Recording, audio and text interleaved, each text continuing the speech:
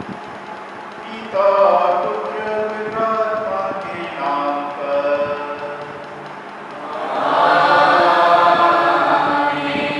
हमारे प्रभु यीशु ख्रिस्त की कृपा, ईश्वर का प्रेम और पवित्र आत्मा के साथ आप सबको प्राप्त हो।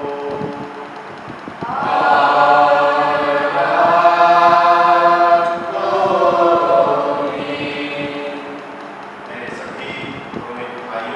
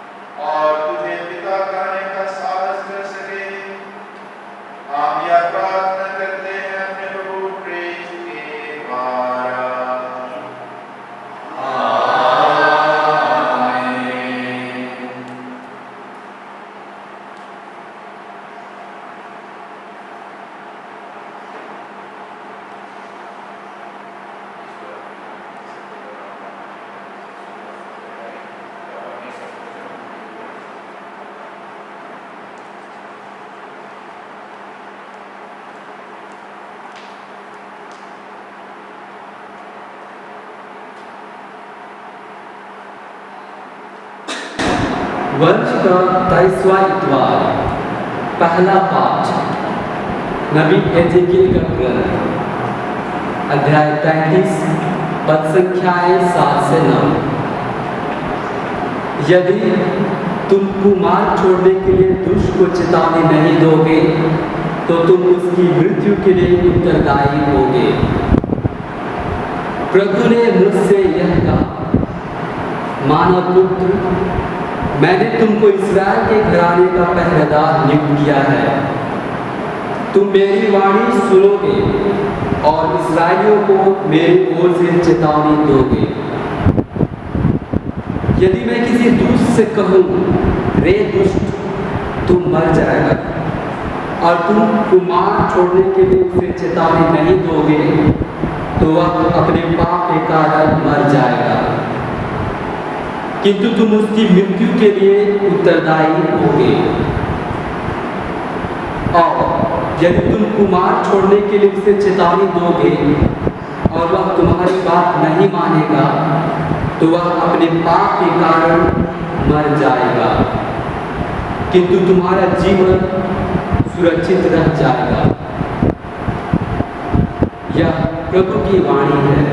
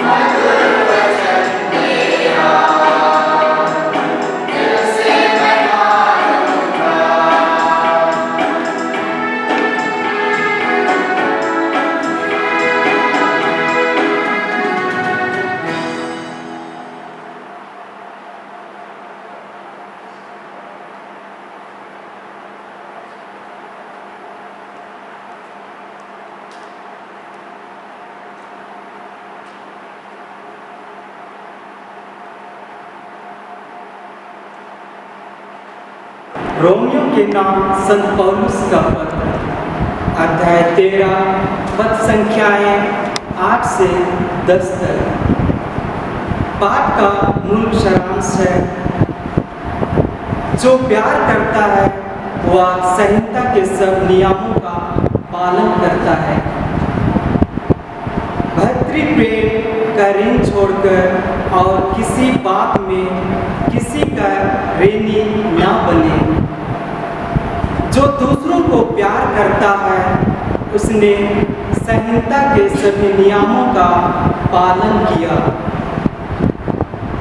व्यभिचार मत करो, हत्या मत करो, चोरी मत करो, लालच मत करो। इनका तथा अन्य सभी दूसरी आज्ञाओं का सारांश यह है, अपने पड़ोसी को अपने समान प्यार करो। प्रेम पड़ोसी के साथ अन्याय नहीं करता, इसीलिए जो प्यार करता है वह संहिता के सभी नियमों का पालन करता है। यह प्रभु की वाणी है।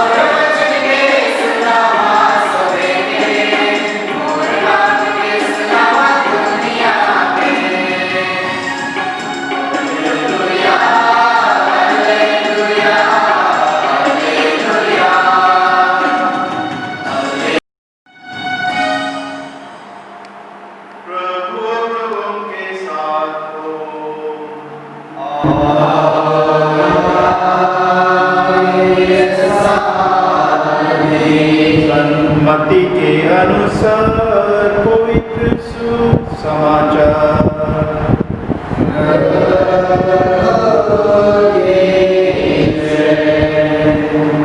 अध्याय 18 वचन संख्या 15 से 20 तक।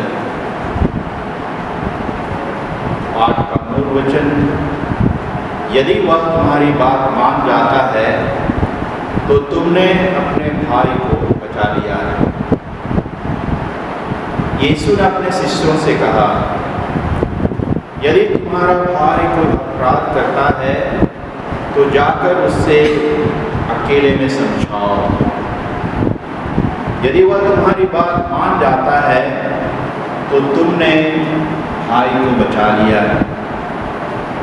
यदि वह तुम्हारी बात नहीं मानता तो और दो एक व्यक्तियों को साथ ले जाओ, ताकि 2 या 3 गवाहों के सहारे सब कुछ प्रमाणित हो जाए। यदि वह उनकी भी नहीं सुनता तो कलीसिया को बता दो, और यदि वह कलीसिया की भी नहीं सुनता तो उससे गैर यहूदी और नाकेदार जैसा समझो। मैं तुम लोगों से कह देता हूँ, तुम लोग पृथ्वी पर जिसका निषेध करोगे स्वर्ग में भी उसका निषेध रहेगा, और पृथ्वी पर जिसको अनुमति दोगे स्वर्ग में भी उसकी अनुमति रहेगी। मैं तुमसे यह भी कह देता हूँ, यदि पृथ्वी पर तुम लोगों में से 2 व्यक्ति एक मत होकर कुछ भी मांगेंगे तो वह उन्हें मेरे स्वर्गीय पिता की ओर से निश्चय ही मिलेगा। क्योंकि जहाँ 2 या 3 मेरे नाम पर इकट्ठे होते हैं वहाँ मैं उनके बीच उपस्थित रहता हूँ।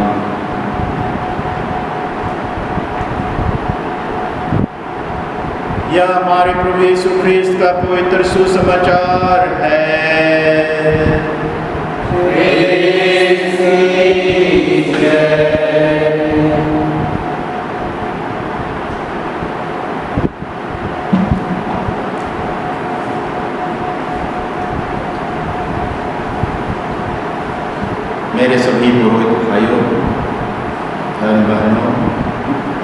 याजक एवं धर्मबंधु, प्यारे माता पिता, भाइयों बहनों बेटियों, आज के पाठों के माध्यम से ईश्वर ने अपना पवित्र मन और हृदय को हमारे सामने व्यक्त किया है। उसकी पवित्र इच्छा यह है कि सभी दुष्ट और पापी पश्चाताप और मन परिवर्तन करते हुए उसके पास लौट आए, क्योंकि उसका गुण और स्वभाव ही है कि वह पापियों पर दया करता है और उन्हें अवसर देता है कि वे पश्चाताप करते हुए पिता के पास लौट आए। संत पेतरुस के दूसरे पत्र अध्याय 3 वचन संख्या 9 में हम इस वचन को पाते हैं, प्रभु अपनी प्रतिज्ञाएं पूरी करेंगे, वे विलंब नहीं करते जैसा कि कुछ लोग समझते हैं, किंतु वह आप लोगों के प्रति सहनशील है और वह यह चाहता है कि किसी का सर्वनाश ना हो, बल्कि सबके सब पश्चाताप करें। इसलिए आज इस दुनिया में हम जब जीते हैं, जी रहे हैं, देख रहे हैं कि दुनिया में पाप पहाड़ की तेजी से बढ़ रहा है। पाप और बुराई पहाड़ की तरह बढ़ रही है। लेकिन आज हमें यह भी अनुभव करने की आवश्यकता है कि ईश्वर की दया और उसकी क्षमाशीलता उससे भी महान, अर्थात हमारा प्रभु ईश्वर दयालु और क्षमाशील ईश्वर है। इसी को हम लोग स्तोत्र ग्रंथ अध्याय 145 और वचन संख्या 8 में इस तरह पाते हैं, प्रभु दया तथा अनुकंपा से परिपूर्ण, वह सहनशील और अत्यंत प्रेममय है।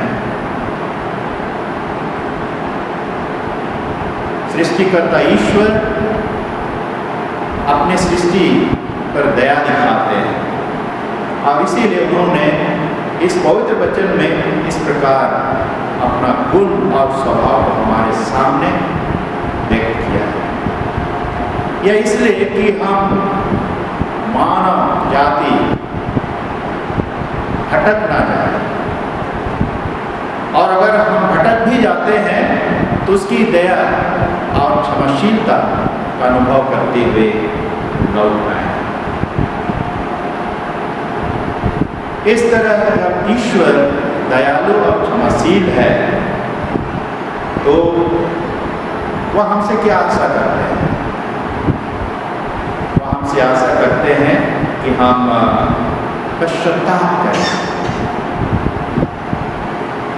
पूरे मन और हृदय से हम पश्चाताप करें और उसके पास लौट आए। नबी होसेया का ग्रंथ अध्याय 4 में प्रभु का वचन इस तरह करता है, मैं बलिदान की अपेक्षा प्रेम और भोग की अपेक्षा ईश्वर का ज्ञान चाहता हूं। मैं बलिदान नहीं, दया चाहता हूं। मैं धर्मियों को नहीं, पापियों को बुलाने आया। संत मत्ती अध्याय 9 और वचन संख्या 13। प्रभु केवल वचन नहीं देते हैं, लेकिन साक्षात में उस वचन को पूरा करते हैं। इससे हम धर्मग्रंथ में ही पाते हैं, पापिनी स्त्री जब उसके पास आई, रो रो कर पश्चाताप की, तो उन्होंने उसको क्षमा कराया। उन्होंने उससे कहा, बेटी तुम जाओ, तुम्हारे पाप क्षमा हो गए हैं, तुम फिर पाप ना करना। जब यीशु क्रूस पर मर रहे थे और दो डाकुओं के बीच में मर रहे थे, उनमें से एक पश्चातापी डाकू था। उन्होंने पश्चाताप करते हुए यीशु से क्षमा मांगा। उन्होंने उससे अर्जी की, प्रभु यदि जब आप अपने राज्य में होंगे तो मुझे याद कीजिए।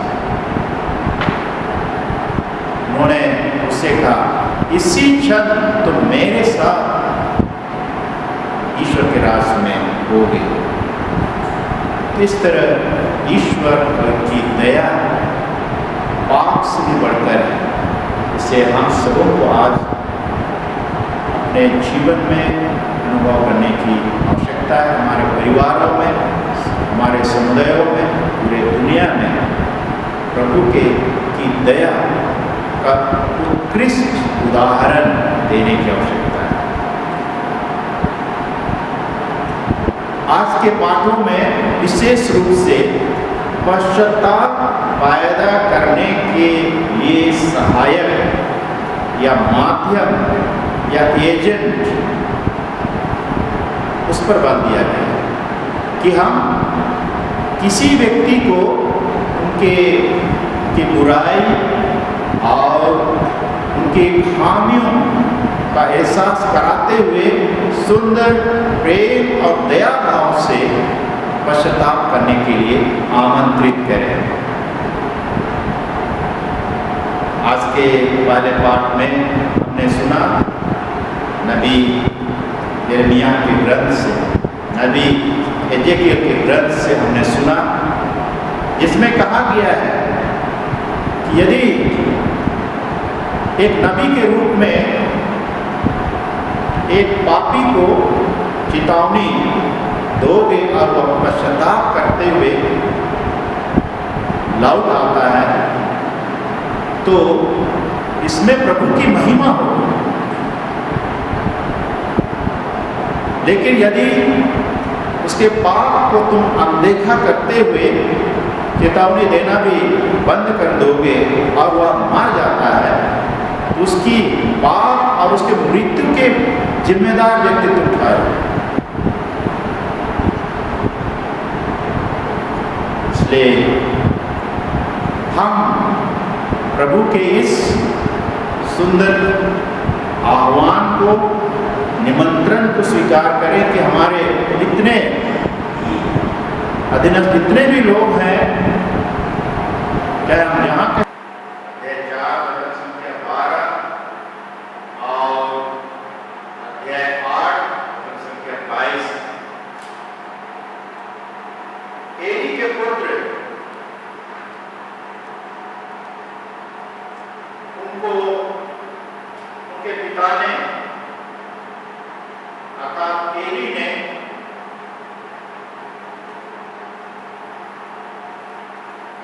अच्छी तरह समझाया और फिर भी वे अस्वीकार किए। उसके परामर्श को उन्होंने नहीं स्वीकार किया और वे नष्ट हो गए। और इस तरह जो भी उन्होंने अपना दायित्व स्वीकार करते हुए उसे पूरा किया, लेकिन जब वे नहीं अपनाए तो उनका सर्वनाश हुआ।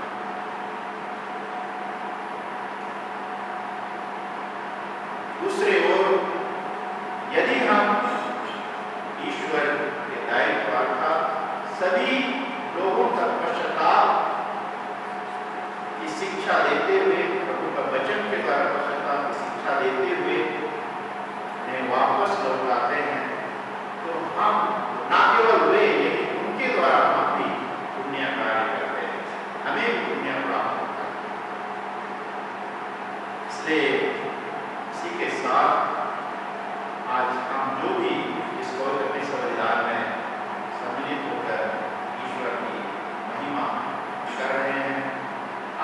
परिवारों के अगुवे के रूप में यहाँ उपस्थित हैं, समाज और कलीसिया के अगुवा के रूप में यहाँ पर उपस्थित हैं।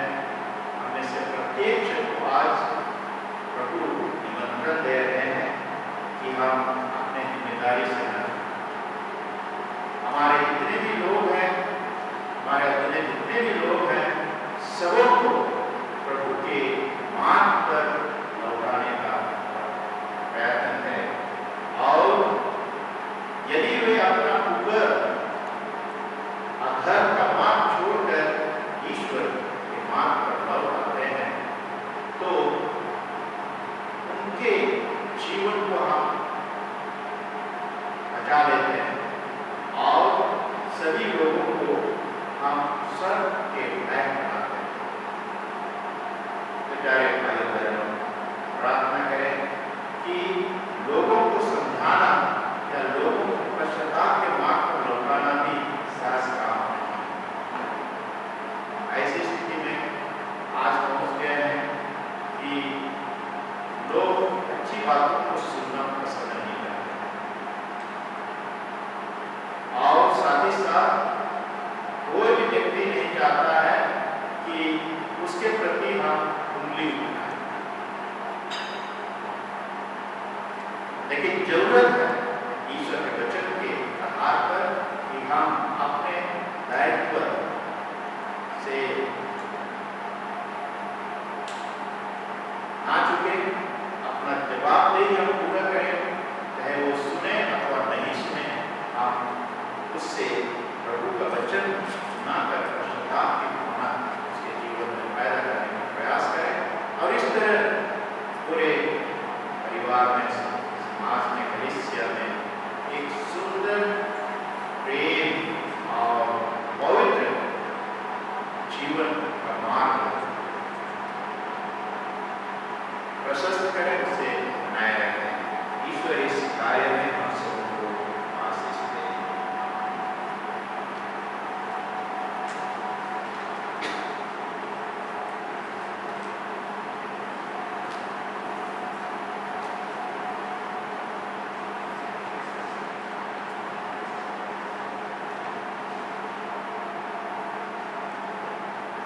स्वर्ग और पृथ्वी के सृष्टिकर्ता सर्वशक्तिमान पिता परमेश्वर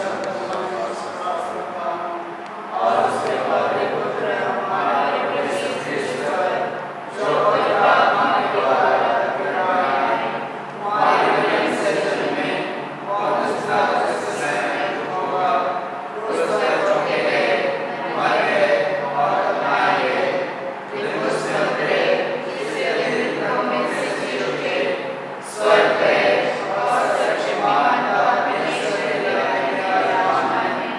वहाँ से जीवितों और मृतकों का न्याय करने आएंगे।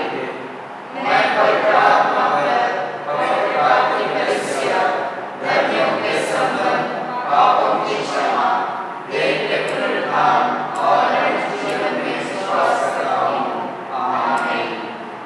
प्यारे भाइयों और बहनों, हम सर्वशक्तिमान पिता ईश्वर से प्रार्थना करें कि वह हमारे सभी जरूरतों को स्वीकार करे और विशेष रूप से हमारी अर्थ विनतियों को सुने।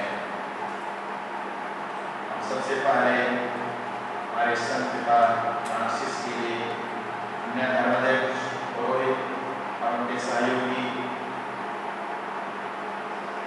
जितने भी हमारे धर्म सेवक सेविकाएं हैं, सबों के लिए हम प्रार्थना करें कि उनके धर्म कार्य में ईश्वर प्रचुर सफलता प्रदान करे। हम निवेदन करें।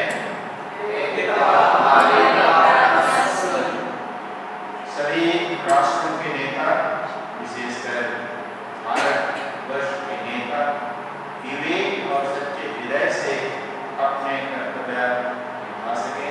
विशेष रूप से कोरोना काल में लोगों की देखभाल की जिम्मेदारी निभा सके। निवेदन करें। इस पवित्र बलिदान और हमारे सहयोग द्वारा प्रभु यीशु क्रिस्त सारे संसार को उद्धार करें। निवेदन करें।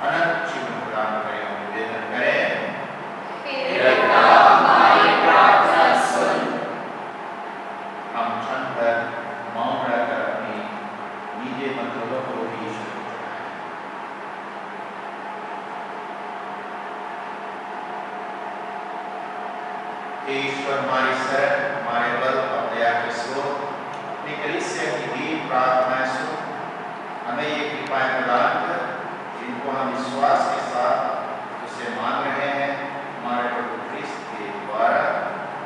आमीन।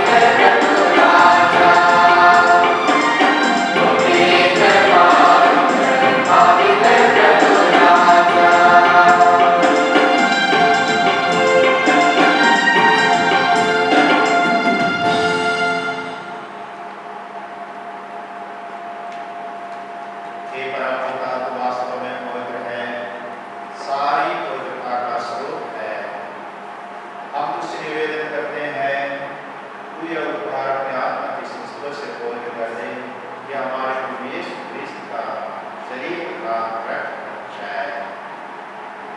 तीसरा को यीशु स्वेच्छा से मृत्यु के लिए सौंपे गए, उन्होंने रोटी ली, उन्हें धन्यवाद दिया और रोटी तोड़कर उसे अपने शिष्यों को देते हुए कहा, तुम सब इसे लो और खाओ, यह मेरा शरीर है जो तुम्हारे लिए बलि चढ़ाया जाएगा।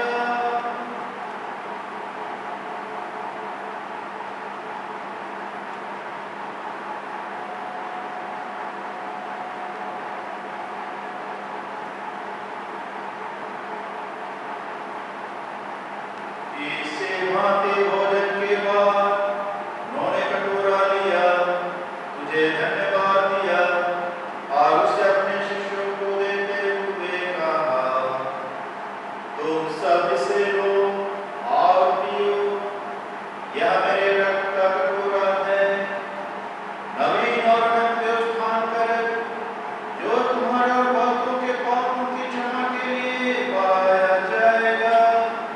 तुम मेरे स्मृति में यह किया करो।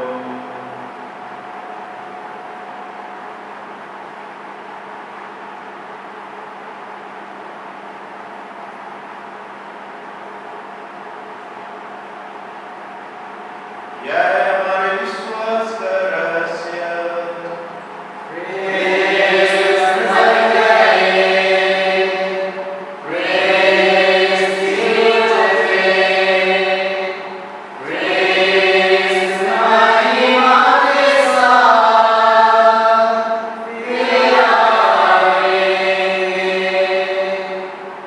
हे परमपिता, यह आज्ञा मानकर हम अपने प्रभु की मृत्यु और पुनरुत्थान की स्मृति में तुझे जीवन की रोटी और मुक्ति का कटोरा चढ़ाते हैं। तुझे धन्यवाद देते हैं कि तूने हमें अपने सम्मुख उपस्थित होने और अपनी सेवा करने का सौभाग्य प्रदान किया है। हमारा नम्र निवेदन है कि हम सब ख्रिस्त का शरीर धारण ग्रहण करते हैं, वो आत्मा के द्वारा एकता के सूत्र में बंधे रहें। प्रभु हमारे संत फ्रांसिस, तेरे दीप सेवक और सभी यात्रियों के साथ विश्व में फैली अपनी कलीसिया की सुधीरे ऐसा प्रेम में सिद्ध करा दे। हे प्रभु, हमारे भाई बहनों की सुधीरे विशेष रूप से कोरोना वायरस के कारण स्वर्ग से भाग चुके हैं, उन्हें और सभी मृतकों को अपने पूर्ण दर्शन का सौभाग्य प्रदान कर हम सबको दया दृष्टि डाल कि हम भी अनंत जीवन के सौभागी बने और ईश्वर की माता धन्य कुमारी मरियम और संत जोसेफ प्रेरित कर मतलब संतों के साथ जो युग युग में तेरे स्वर्ग सेवक स्वीकार बने रहे, तेरा स्तुति गान कर सके तेरे पुत्र यीशु ख्रिस्त के द्वारा।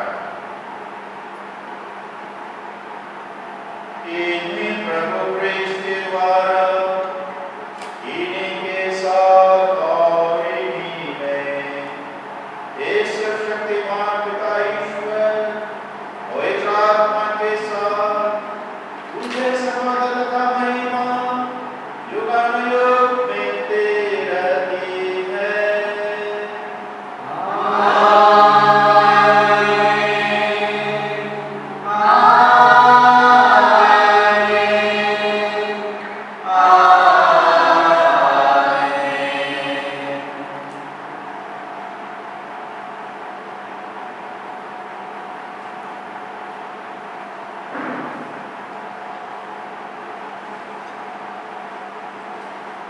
हम सब मिलकर पिता ईश्वर से प्रार्थना करें जैसे प्रभु यीशु ने हमें सिखाया है। हे हमारे पिता जो स्वर्ग में है, तेरा नाम पवित्र किया जाए, तेरा राज्य आए, तेरी इच्छा जैसे स्वर्ग में है वैसे पृथ्वी पर भी हो।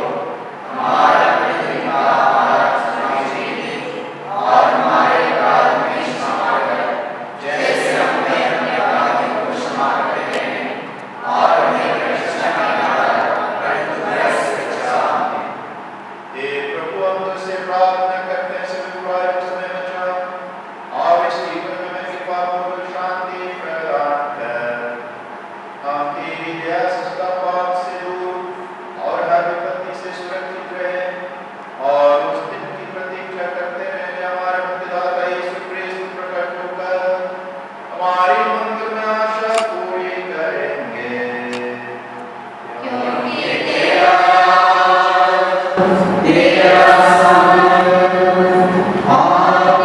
हे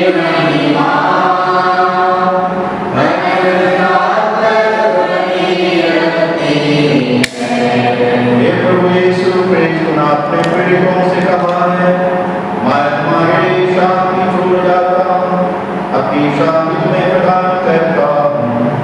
तो हमारे पापों पर अपने कृष्ण से विश्वास दृष्टि डाल और उसे शांति तथा एकता प्रदान कर। तू युगांत युग की तरह राज्य करता है।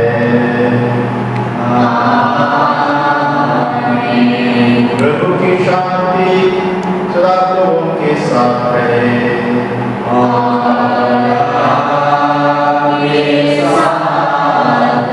हम परस्पर प्रेम भाव रखें।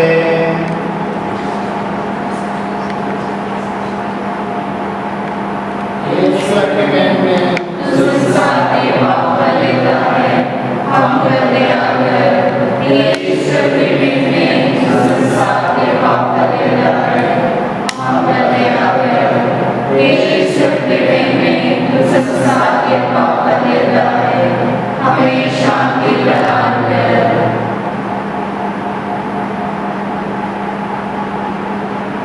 देखिए ईश्वर का मेहना जो संसार के पाप कर देता है। धन्य है वे प्रभु के इस कोष में सुनाए गए हैं।